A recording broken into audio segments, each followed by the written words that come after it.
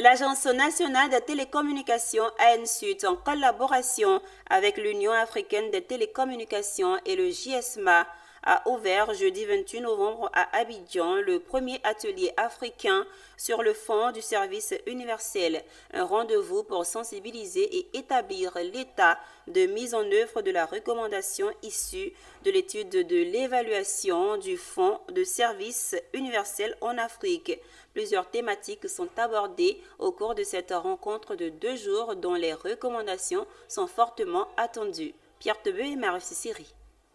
Ce premier atelier de l'Agence nationale des télécommunications ensuite a pour principale mission d'évaluer les résultats des enquêtes sur l'efficacité des fonds de service universel FSU en Afrique. Les acteurs vont engager le dialogue avec les entités de FSU et les régulateurs du secteur pour sensibiliser et établir l'état des lieux de mise en œuvre des recommandations de l'étude afin d'améliorer l'efficacité des FSU dans toutes les régions. Nous œuvrons pour réduire les zones blanches, non seulement comme un objectif technique, mais comme un engagement humain.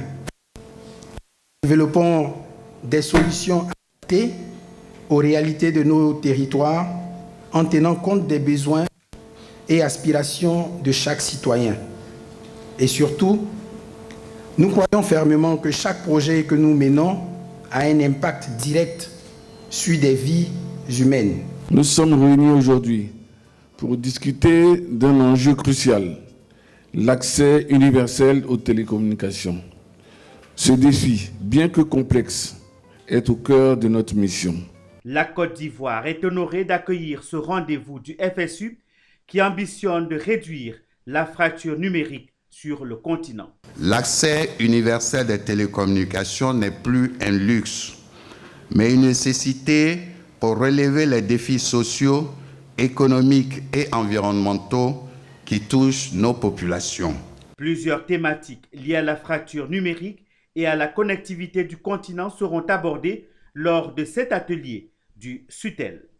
Ce premier atelier africain sur le fonds du service universel bénéficie de l'accompagnement de l'Union africaine des télécommunications UAT et le GSM représentés à ce rendez-vous.